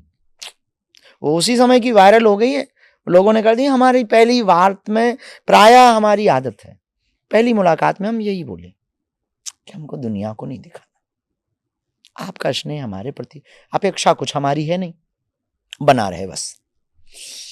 उन्होंने कहा शादी में आना है, हम ऑस्ट्रेलिया में थे, तो उनके जो साथ में रहते हैं उन्होंने कहा कि हवाई जहाज जो जाएगी वही आपको छोड़ देगी, ले आएगी ले जाएगी। हम कहा बहुत समय लगेगा, क्या पता आप कैसे आएंगे जाएंगे, कथा चल रही है, और दूसरे दिन हमारा कथा चूक जाएगा। सिडनी में हमें कथा करनी थी, बोले नहीं चूकेगी नहीं, और आपको आना है। वो दादा बोलते हैं, दादा अनंत भाई जी हमको दादा हर हाल में आपको आना है, हम नहीं तो शादी नहीं करेंगे।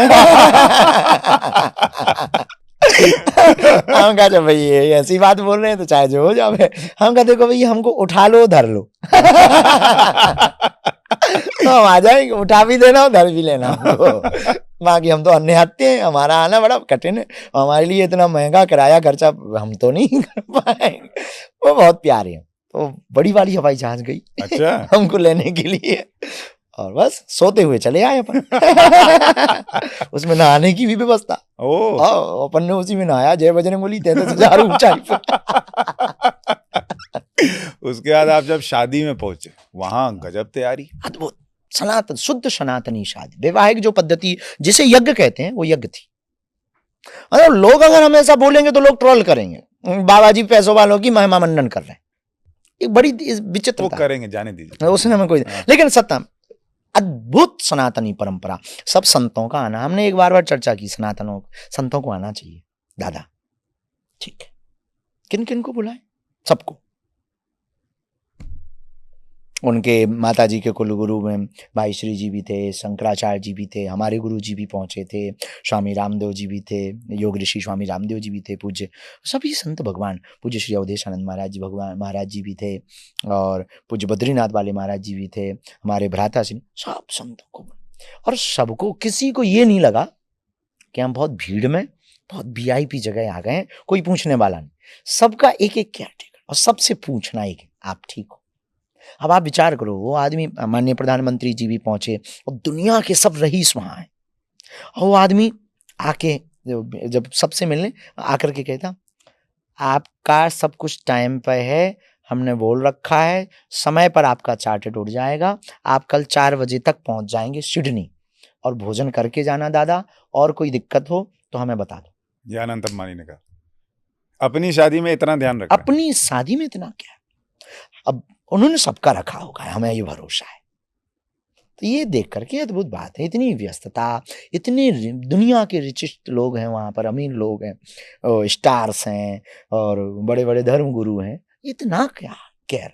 वहां किसी ने आपको पकड़ लिया कि हमारा पर्चा खोल दो नहीं, बाकी सब मिलने आए हमको, मिलने आए। सब लोग हम वहां बैठे थे, सदी के महानायक जी भी पहुंचे, एक वो थललवा, उनको दक्षिण भारत के रजनीकांत जी भी पहुंचे, और सब लोग मिले, बहुत सहज मिले। अच्छा, आप तो इतना क्रिकेट खेलते हैं, धोनी भी आए थे, आपकी मुलाकात हुई? हमारी व्यस्तता ज्यादा थी, बहुत सेल्फी खींच रही थी, तो दिखाई तो दिए तो दिखाई तो दिए, पर हम व्यस्त बहुत थे, तो मिलन नहीं हो पाया। आपने खाना खाया वहाँ? हमें जल्दी पहुंचना, निकलना था। बस इतना दूर से उड़ के गए, का प्रसाद भी नहीं पाए? रास्ते में पाया आपने। रास्ते में पाए। हाँ, हमें क्योंकि 11:30 बजे में टेक ऑफ करके सिडनी 11 घंटे से लगता है, 11.5 घंटे ऑस्ट्रेलिया, तो 11.5 घंटे चलना था वापस, तो जल्दी एयरपोर्ट। उस दिन चार्टेड बहुत थे, 100 चार्टेड थे, तो वो टेक ऑफ में टाइम लग रहा था हमें, लेकिन भगवान की कृपा हो गई, जल्दी नंबर उड़ गए। उस शादी में बहुत सारे लोगों ने चर्चा की कि ये नाचा, ये गाया, ये स्टार आया, वो स्टार आया। मुझे लगता है उस शादी की दो बहुत महत्वपूर्ण चीजें हैं जो लोगों ने या तो नोटिस नहीं की या की तो बहुत कम लोगों ने की। एक तो जो सनातनी परंपरा और जो सम्मान दिखा, पूजा पाठ जिस तरह से परिवार ने एक साथ किया वो, और दूसरा जो परिवार में प्रेम दिखा। मतलब मैं वो विजुअल नहीं बोलता हूं कि अनंत अंबानी गाड़ी से उतरे और मुकेश अंबानी उनका हाथ ऐसे पकड़ के उनको लेके जा रहे हैं शादी के लिए, तो वो जो भाव, मे भी मैं पिता हूं तो मैं वो फील कर सकता हूं कि ऐसा लग रहा है जैसे वो अभी भी छोटे बच्चे हैं और पिता साथ में पकड़ के लेके जा रहा है। वो जो कनेक्ट है, इतना पैसा आने के बाद परिवार बिखर जाता है, लेकिन वो जो परिवार में एकता दिखी, एकजुटता दिखी, सबको बुलाया, सम्मान किया, ये चीजें चर्चा में उतनी नहीं आई। लोगों को कहने, देखिए धनवान व्यक्ति ही अगर ये नहीं करेगा तो कौन करेगा, जो लोग चर्चा कर रहे हैं। पर धनवान वो नहीं है जिसके पास पैसा है, धनवान वो है जिसके आसपास छोटा व्यक्ति भी बड़ा नजर आए हमारी नजर में। और धनवान वो है जो अपने धर्म को ना भूले। उन्होंने वैदिक परंपरा का जो मैसेज पूरे वर्ल्ड में दिया, सनातनी वैदिक विवाह का, हम लोगों ने शादियां अपनी बना ली हैं फेस्टिवल, इवेंट, पू पू पू पू हुआ, थोड़ा नागिन डांस हुआ, फोटो वोटो खिंची, हु हल्ला हुआ, भारत माता की जय और हो गई शादी। वैदिक परंपरा का जो मैसेज पूरे वर्ल्ड में गया वो अनूठा प्रयोग था। संतों का सम्मान जो उस विवाह में हुआ, अनूठा प्रयोग था। और शास्त्रीय संगीत की विधा, अनूठा प्रयोग था। और सबका समन्वय, ये भी एक अनूठा प्रयोग था। ना कोई पार्टी या एक, सब लोग, अनूठा प्रयोग। पांचवी बात हमें जो उस विवाह में नजर आई वो आई परिवार की एकता, और परिवार की एकता के साथ उस एकता को प्रदर्शित भाव से करना। ये नहीं है कि बनावटी फोटो फ्रेम के लिए तो आजकल एक्टर भी आ जाते हैं, दोनों मिले भी भले ही दूरियां हो, फिर भी हैं स्माइली फेस दे दे, पर वो भाव प्रदर्शित होना। ये 5 अद्भुत थे। अच्छा, ये इतनी शादी वादी की बात हो गई, आप कब कर रहे हैं शादी? बहुत दिन हो गए कहते कहते, जल्दी कर लेंगे। हर बार कह देते हैं।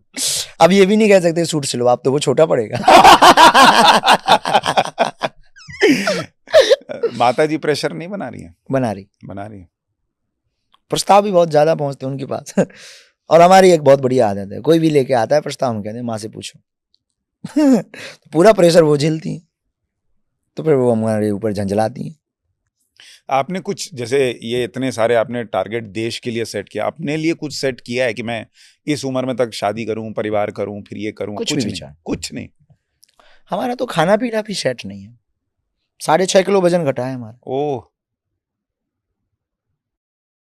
पर कुछ कर गुजरने का हमारे मन में प्रण है, वो हम करके रहेंगे, परिणाम कुछ भी। इस देश के लिए, समाज के लिए, लोगों को जगाने के लिए हमें इस देश से अंधविश्वास और जात पात को मिटाना है, मतलब मिटाना है। हमें हिंदुओं को जगाना है, मतलब जगाना, चाहे जो हो जाए, वो जैसे जाएंगे। शादी कर लीजिएगा तो ये सब के लिए समय मिलेगा? यही तुरंत पूरा कहाँ हो? ये अनुभव आपके पास होगा। हमारे पास अब हमारी बेटी पूछती है, पापा कहाँ पहुंचे? हाँ। ये दिक्कतें तो आएंगी, लेकिन सोशल मीडिया पे आपकी बहुत शादी करा रहे हैं लोग, इधर उधर जोड़ देते, हर बार लड़की बदल जाती। पर अनुचित है, उचित। हाँ, ये उचित। किसी के साथ जोड़ना, वो भी किसी की बहन बेटी है, इसके हम खिलाफ हैं, उचित नहीं। आपका एक और वीडियो बड़ा वायरल हुआ, मैंने देखा हाल में, जिसमें आपने कहा कि कुछ कथावाचक या संत साधु ऐसे टाइप के, या जो भी, आपने जेंडर नहीं बताया, लेकिन लोगों ने किसी के वीडियो उसमें जोड़ दिया था कि वो धीरे से ऐसे साइड जाते हैं और कपड़े में जो है वो कुछ विक्स वगैरह रहता है और वो ऐसे लगा लेते हैं और फिर वो कथा सुनाते सुनाते रोने लगते हैं। हाँ, ये वो घटना नहीं है। ये दरअसल एक हमारी नज़र में एक कृत्य आया था सामने। एक कोई अब वो भूल गया होगा तो चल गया होगा। वो एक थे हमारे परिचय के, बड़े अच्छे सज्जन हैं, अभी भी हैं। वो थे क्या, अभी भी हैं, कथा करते हैं। तो उनके रूमाल को हमने, कुछ काम था रूमाल को, हमने कहा बड़ा विक्स की वो आ रही है, स्मेल आ रही है, विक्स की भयंकर स्मेल। उसमें जब हमने देखा तो हरी हरी विक्स गोला लगी हुई टिपकी बनी रखी थी। तो हमने कहा ये क्या है? तो कलाकार बोले ये आज जो है राम वनगमन है, उसमें काम आने वाली है। हमने कहा मतलब? बोले देखना आज का, वो छोटे से उनके यूट्यूब पे लाइव चलता था। सच में पहले तो कुछ नहीं, राम जी बन जा रहे हैं, तापस वेश विशेष उदासी, 14 वर्ष चौपाइयाँ गब रही हैं। फिर वो अब उन्हें वो करना है कि राम जी बन जा रहे हैं तो सब रो रहे हैं। अब वो भाव नहीं बन पाया होगा उनका, क्या नहीं बन पाया, उन्होंने लिया हो टप टप टप टप टप। उस बात को हमने जिक्र किया था कि भगवान की भक्ति, भगवान की कथा कभी भी दिमाग से नहीं होती, यहां से होती। ऐसे बहुत सारे साधु संत हैं या कथावाचक मैं कहूं, जो कई ऐसी चीजें कह रहे हैं जिस पे विवाद हो जा रहा है, और फिर प्रश्न ऐसे लोगों पे उठता है जो कि वाकई में धर्म की सेवा कर रहे हैं या सनातन की सेवा कर रहे हैं। ये आपको लगता है थोड़ा डैमेजिंग है? देखिए, साधु संत के पास जाकर आपका प्रश्न क्या है, पहले तो ये समझ लीजिए। अब कोई कुछ भी पूछे जा रहा, हम इसके भी पक्ष में नहीं। हमारा जो दायरा है आप उसके में पूछिए। आपकी मीडिया जगत है तो हम मीडिया से संबंधित प्रश्न कर सकते हैं। कोई अगर दर्शन शास्त्र का आदमी है तो दर्शन शास्त्र की। अब आप विद्यालय में जाकर के कहो कि हमको जो है भोजन चाहिए तो मूर्खता बात होगी। और भोजनालय में जाके कहो कि हमको पुस्तक चाहिए, उसके लिए आप पुस्तकालय में जाइए। तो धर्म गुरु साधु के पास आप वो जिस चीज का गुणज्ञ है आप उस पर बात करो, या वो जो मिशन लेकर चल रहा था उसने काका का कुछ तो पढ़ा हो, आप उस पर बात करो। अनभिज्ञता उसे कहते हैं, अशिक्षा भी कहते हैं, उसको कहते हैं अधजल गगरी। तब फिर विवाद, फिर छोटी छोटी बातें प्रकट होती हैं। तो मुझे लगता है जो जिनसे सवाल किया जा रहा है उनको भी बचना चाहिए। जैसे आपको मैंने नहीं देखा इस तरह से कोई, जब आपके दायरे का नहीं है तो आप छोड़ दो, फिर उसको ढक कर जाओ, जैसे क्रिकेट में हम बाउंसर से बच जाते हैं। हमारी एक आदत है, हम जब भी प्रश्नोत्तरी करते हैं तब हम बोल देते हैं कि जिन प्रश्नों के उत्तर हमें पता होंगे वो हम देंगे, नहीं होंगे तो कल पढ़ कर देंगे। और दूसरी बात, वो इसलिए भी बोल रहे हैं, अब तुम पूछने लगोगे बताओ सूर्पनखा की नाक कटी थी वो गई कहां, हमने नाक गिरी कहां ये नहीं है पता हमें। गणेश जी का सिर नहीं है पता, सूर्पनखा की नाक कटी थी किसने काटी थी ये पता है। अब तुम नाक पूछने लगो अपने आप को सुपर हीरो बनने के चक्कर में, देखो हमने बाबा को चुप करा दिया। ये बाबा को चुप कराना नहीं है, टाइम फिजूली बेफिजूली। पहले हम भी इन सब माथा पच्ची में पड़ जाते थे। हमें लगा कि इससे देश का क्या भला होना है। पहले शुरुआत में कोई भी आता था उसने जो है, हाँ बाबा आप जानते हो इतना, बताओ हमारे मन में क्या है। हाँ अच्छा है, ऐसा पूछ लिया, सबके सामने पूछ लिया, बेइज्जती हो जाएगी अगर नहीं बताएंगे। आजा ले देख ये है तेरी अर्जी, हो महाराज। तो वो लोगों ने कुछ तरकीब निकाल ली कि बाबा से पर्चा बनवाना है तो चैलेंज दे दो। फिर हमें लगा कि यार अपन तो बुद्धू बन रहे, ये सुपरस्टार बन रहे हैं, लाखों लोगों में बस चैलेंज दे के वो पर्चा बनवा के, अब अपन उल्लू हो गए, ये बुद्धिमान हो गया। हमने कहा अब हम इनको उल्लू बनाएंगे, हम बुद्धिमान बनेंगे। उनको कहते हैं भाई चैलेंज दे रहे, बाहर में जाओ, हमें कौन सा तुमसे प्रमाण पत्र चाहिए, ठटरी भराओ। और तुम्हारा अगर हमने बता भी दिया तो क्या खाक भला हो जाना है कि हमको जो है यूनाइटेड स्टेट बुला करके हमको कहेगा कि यार you are super power man. तो तुम्हारे प्रमाण पत्र देने से हमको प्रमाण पत्र मिलना नहीं है, और तुम्हारे ना मानने से हमारी चीजें हटनी नहीं है, हनुमान जी की कृपा भगनी नहीं है। तो तुम पे कौन माथा पच्ची करे, जो भला करना चाहिए वो भला करो। सही बात। जो देश को टाइम देना चाहिए वो देश को टाइम दें। इन माथा पच्चियों को हमने बंद कर दिया। ये आपके हम ब्रॉडकास्ट में बहुत स्पष्ट बता रहे हैं कि हमने इन माता पच्ची को बिल्कुल बंद कर दिया है। टाइम बर्बाद करने, जितना देना था दे दिया, आप अपनी आयु से ज्यादा दे दिया। अब तो भैया सीधा सीधा बचा है, तुम्हें भरोसा है तो जय बजरंगबली, नहीं है तो जय बजरंगबली। आओ तो वेलकम, ना आओ तो भीड़ कम, ठटरी बराओ। हम जो हैं वो हैं, सामने हैं, वो तुम रोक नहीं सकत। तुम्हारे ना मानने से हमारी हनुमान जी की शक्तियां रोकने नहीं, रोक लो तुम। और तुम्हारे मानने से हनुमान जी मानने वाले के डबल कृपा कर ले, सुपर पावर ले ले। तो ऐसा भी नहीं होना है। काहे को पे माथा पच्ची करो, माथा गरम, अब ये कैसे हुआ, बे कैसे, अब ये तुम दिमाग लगा कैसे हो रहा, अपना तो हो रहा है। ये भी बताइए महाराज जी कि बजरंग बली की जो पूजा है, कई बार लोग ये भी पूछते हैं उसका तरीका क्या है, बजरंग बाण गाएं, ये करें, हनुमान चालीसा पढ़ें, क्या करें? बजरंग बाण पाठ नहीं करना चाहिए जब तक यहां तक मुसीबत ना आ जाए। उसमें हनुमान जी को शपथ दी जाती है, सत्य शपथ करुणा निधान की, ये चौपाइयां जो है हनुमान जी को। और हमें किसी से अगर हनुमान जी से प्रेम है तो शपथ क्यों, आपसे हमारा स्नेह, तो हम आपको सौगंध थोड़ी, आपको आना चले पड़ेगा, हमारी कसम है, आ जाओ। प्रेम है तो आप भी हमारे शब्द का महत्व रखोगे। तो हमें जब हाँ यहां से कुछ बात हो जाए अभी, अब आप हमारी इज्जत बचाने के लिए आपको कसम है, अब आप आ ही जाओ। एक आध बार ठीक, पर बार बार तो बजरंग बाण के पाठ से ज्यादातर साधकों को बचना चाहिए। हनुमान जी सरल देवता है, उनकी पूजा बहुत सरल है। हनुमान जी चाहते हैं कि हमारी पूजा करने की बजाय हमारे इष्ट प्रभु श्री राम की करें। तो जब भी उनकी सेवा में बैठे तो राम नाम जप करें। हनुमान जी की पूजा में प्राण प्रतिष्ठा तो चोला चढ़ी हुई मूर्ति को स्पर्श करने से बचना चाहिए, उसमें तेज बहुत होता है। हम लोग अपवित्र भी होते हैं, कई बार अच्छी जगह से भी नहीं जाते, विचार भी कई बार, तो दूर से प्रणाम करो। घर के जो हनुमान जी उनकी सेवा पूजा करो, जैसे अपनी सेवा करते वैसे अपने हनुमान जी की सेवा करो।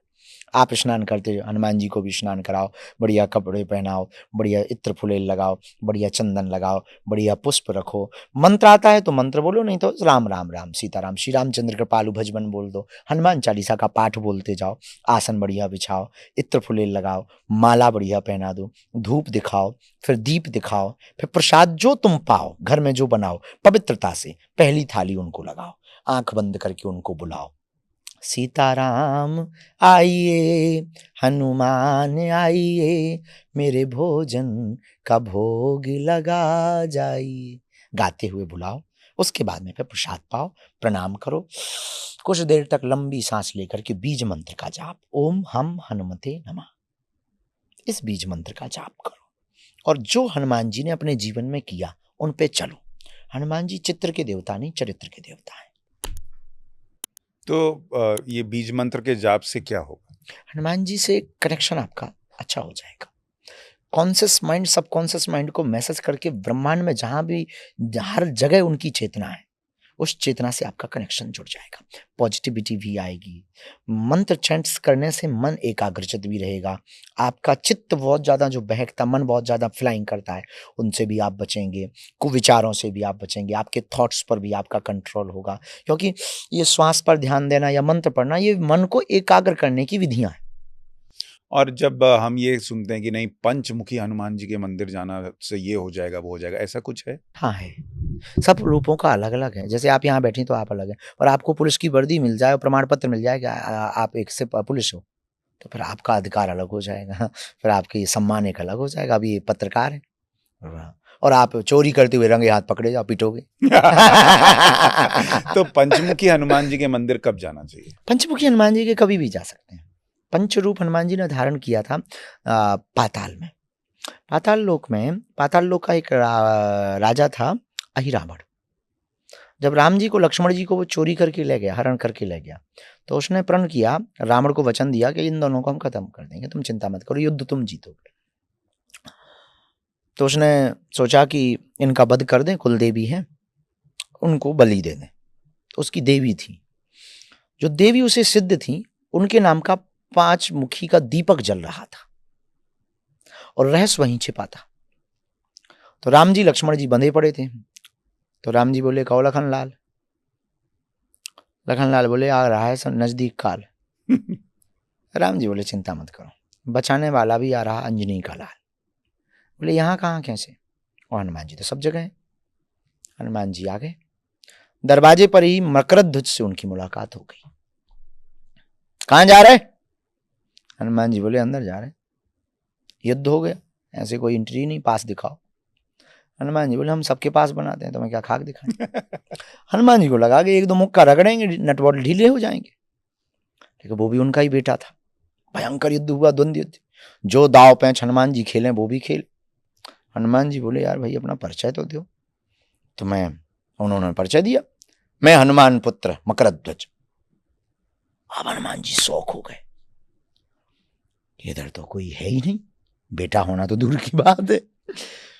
बोले भैया उनकी तो शादी तक नहीं भाई, तुम कहां से हो गए प्रकट? बोले नहीं अपन है। कैसे? उन्होंने घटना बताई।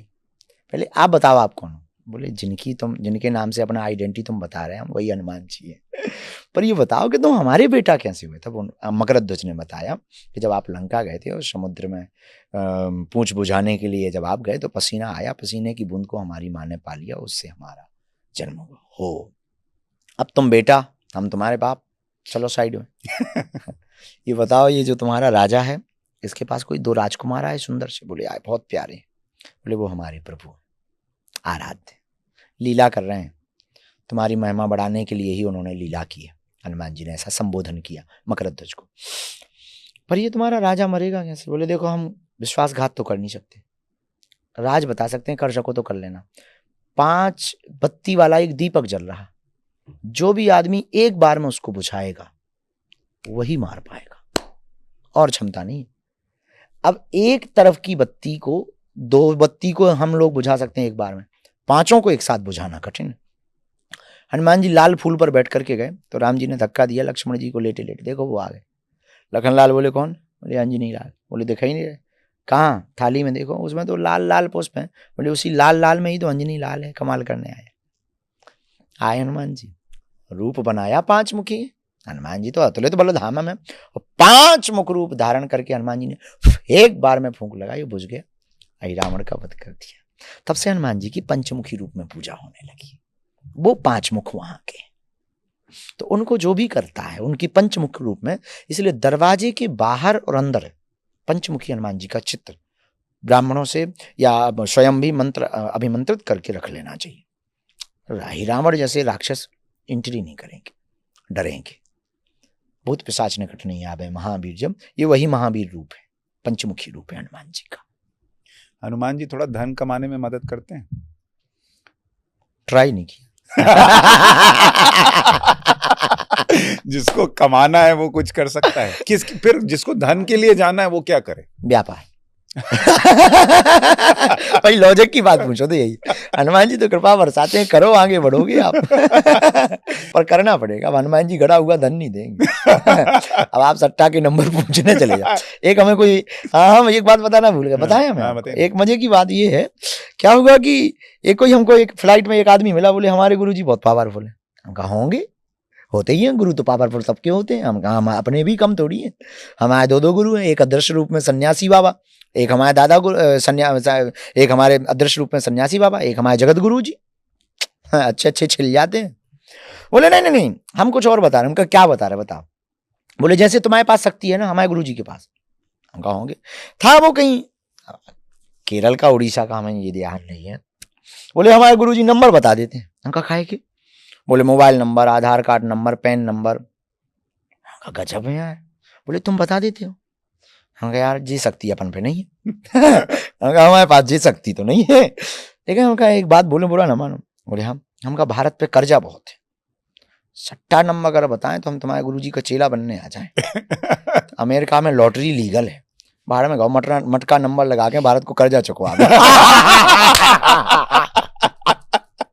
पूरी गली पर उसने हमसे बात ही नहीं की। हमका बेतुके आदमी बेफिजूली के, ये जो मोबाइल नंबर, ये जो आधार कार्ड नंबर बता भी दे तुम्हारे गुरुजी तो देश का क्या भला हो रहा है ये बता दो। सही बात।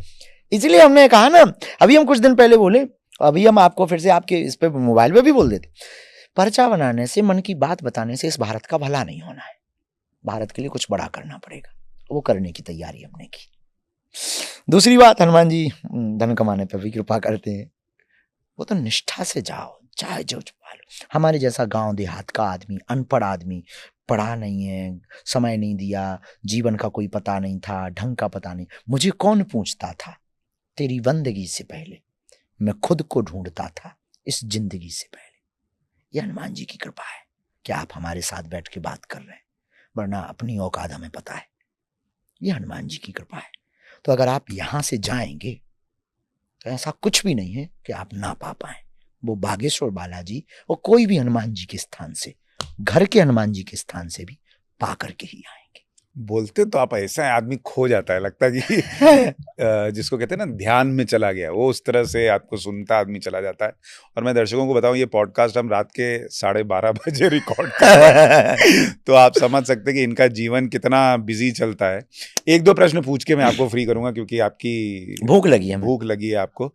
तो एक तो इस झोले में क्या है जो आप लेके चलते हैं? हमारे गुरु जी की संपत्ति। उसमें क्या है? तो आधे में मत छोड़िए, लोग तुरंत कहेंगे 2-2 हजार के नोट लेके चल तो नहीं। यही बात सही है, हमारे गुरु जी की संपत्ति। दरअसल हमारे जब गुरु जी का शरीर शांत हुआ तो उनके पास में कुछ था नहीं, झोपड़ी के अलावा और कपड़ों के अलावा। तो 2008-9 में दादा गुरु जी जब बागेश्वर धाम पे रहे थे, 8 लास्ट में, 9 प्रारंभ में, फिर तबीयत उनकी थोड़ी सी ठीक थी। 2008 के लास्ट में गुरुजी एक स्थान है चौमुखनाथ में भी रहे, पन्ना जिले में है, मध्य प्रदेश में। वहां से आए तो हम उनके पास गए। वो किसी के साथ में लूना गाड़ी से, लूना आपको पता हो, हाँ, छोटी सी एक चलती थी हीरो पुक गाड़ी। हाँ, हीरो पुक भी कुछ भी कहते थे, लूना भी कहते थे। छोटी गाड़ी से वो आ रहे थे किसी के साथ। हमने प्रणाम किया तो वो हमको बुलाए, आओ मंदिर पे, धाम आओ, बगरा, बागेश्वर बगरा जाओ। हम गए, प्रणाम किया। तुमको बालाजी तो मिल ही गए, हमारे पास कुछ है संपत्ति, वो तुम्हें हम सौंप रहे हैं, रख लेना सुप्रत। हमें लगा कि आज तो चांदी कट गई, गुरुजी आज तो देंगे सोने की बट्टी बट्टी, या पैसा देंगे, कुछ तो देंगे। तो एक पलीता होता था प्यार का, बुंदेलखंडी में उसे पलीता कहते हैं, सोने वाला एक प्यार का। पहले पुराने लोग क्या करते थे कि सोने के लिए जब उनके पास ठीक व्यवस्था नहीं होती थी तो वो एक प्यार होता है, एक चारो घास, वो गर्म होती थी, तो उसको बोरियों में भर करके उसको लेटने की व्यवस्था बना लेते थे, तो ठंडी कम लगती थी। उसको पलीता कहते हैं बुंदेलखंड में। तो पलीता की चैन को उन्होंने खोलकर एक कपड़ा की पोटली निकाली, और जब पोटली निकली तो अपना फुल कॉन्फिडेंस हो गया, आज माल आने वाला है। फिर उन्हें, खैर हम बच्चे थे तो चंचल तो थे, बचपन से ही हम ऐसे ही चंचल आदमी, बहुत तर्क वितर्क वाले आदमी। उन्होंने कहा इधर आओ, हाथ पकड़ा, सिर पे हाथ फेरा। गुरु थे, गुरु तो अपनी दृष्टि से देखता थे, बस आशीर्वाद दिया, बोले हम आज आपको अपनी संपत्ति, बिटवा, बुंदेलखंड में बेटा को बिटवा कहते, बिटवा तुम्हें संपत्ति सौंप रहे। हम कहा जो आज्ञा। तो दादाजी को हम बब्बा कहते थे, बब्बा जो आज्ञा। उन्होंने वो पोटली की गांठ खोली और हमको ये पकड़ाई। मालाएं थी, पुराने गंडे, पुरानी मालाएं इकट्ठी थी। बोले ये हमारे पास धन है, इसको अब तुम चाहो तो खर्च कर देना, और चाहो तो इसका सम्मान बना करके इसको बढ़ा लेना। बस उसके ठीक 1-1.5 साल बाद काशी में उनका शरीर पूरा होगा। तो पहले ही हमको वो संपत्ति दे। उस दिन के बाद ये हमारी झोली हमसे छूटी नहीं। किसी चीज का ध्यान नहीं रखते, हमारे आसपास के लोगों को भी पता है एक ही चीज, हमारे लिए हमारी सिक्योरिटी, गाड़ी, परिवार, हम विजन, लक्ष्य, इससे ज्यादा सर्वोपरि जब रास्ते में हम चलते हैं तो खान पान, सोना पीना, नींद से लेकर के उन सब के ऊपर अगर कुछ होता है, पोटली होती, हम 10 बार पूछते हैं। खैर ले नहीं जा सकता कोई, मालाओं को क्या खाक करेगा, पर एक माला दिखाएंगे, ये हमारी पूरी संपत्ति है। बहुत पुरानी चीजें हैं, बहुत पुरानी उसमें मालाएं भी हैं। ये मालाएं, ये है आपकी संपत्ति, यही हमारी संपत्ति। कभी कभी जप लेते हैं हम, ज्यादा जप भी नहीं पाते अब, आजकल तो व्यस्त हो गए। उसमें गदा भी है। ये वाईफाई है। अच्छा, यही वो वाईफाई, बहुत पुराने वाईफाई सब इसमें। और ये आपने कभी देखा हो, हमने कभी दिखा ही नहीं है। हाँ, पहली बार देख रहे हैं हाँ, लोग। हमने कभी दिखा ही नहीं, पर हम ये हमारी वो पुराने जमाने की गोमुखी है ये उसकी बनी है ऊन की। तो क्या करते थे, ऐसे डाल ली, ऐसे जपते रहते थे पुराने महात्मा, तो उंगली बाहर निकाली जपते रहते थे। गोमुखी है। पहली बार दर्शक देख रहे हैं आपकी संपत्ति। ये हमारे पास धन है, इसलिए हम सबसे बड़े धनवान भी है ना, सबसे ज्यादा धनवान। इसलिए हमें कोई चाह भी नहीं दुनिया की। गुरु ने हमें जो दिया वो कम नहीं, जो मिला नहीं उसका कोई गम नहीं, जो मिलेगा वो सिर्फ एक ख्वाब है, पर जो है वो लाजवाब है। महाराज जी, आप सबसे बड़ी बात है कि देश के लिए इतना समर्पित हैं, वो दिखता है। और आपसे जब बात करें, पता नहीं दर्शकों को कैमरे में दिख रहा है या नहीं, लेकिन जब आप देश के लिए बोलते हैं तो आपकी आंखों में वो चमक दिखती है। सनातन के लिए, हिंदू के लिए जब बात करते हैं तो वो चमक दिखती है कि अंदर से लगता है कि वो आपकी आवाज़ आ रही है, तो वो आदमी महसूस कर सकता है। बहुत अच्छा लगा आपसे बात करके। मैं तो जब आपसे मिलता हूँ हर बार ऐसे ही खो जाते हैं आपके बातों में, और भगवान आपको और शक्ति दे कि आप इसी तरह से मुखर होकर बात कर सकें। धन्यवाद। लेकिन जाते जाते हमको कोई भी भजन सुना दीजिए। बागेश्वर धाम का है एक, हाँ। बहुत प्यारा। बागेश्वर में जिसका आना जाना हो गया, वो ही मेरे बाबा का दीवाना हो गया। होए, बागेश्वर में जिसका आना जाना हो गया, वो ही मेरे बाबा का दीवाना हो गया। आते दरबार में जो अर्जी लगाते हैं, बालाजी दयालु उन्हें गले से लगाते हैं। बालाजी दयालु उनको गले से लगाते हैं। जिनका मेरे बाबा से याराना हो गया, वो ही मेरे बाबा का दीवाना हो गया। हे बागेश्वर में जिसका आना जाना हो गया, वो ही मेरे बाबा का दीवाना हो गया। आज आपने देश को, सनातन को लेके और जिंदगी को लेके जो टॉप एंगल दिखाया है, मुझे लगता है बहुत लोगों को उससे सीखने की जरूरत है। और बहुत बहुत धन्यवाद, आप हमारे साथ जुड़े। आपको ये कार्यक्रम कैसा लगा कमेंट करके जरूर बताइएगा। नमस्कार।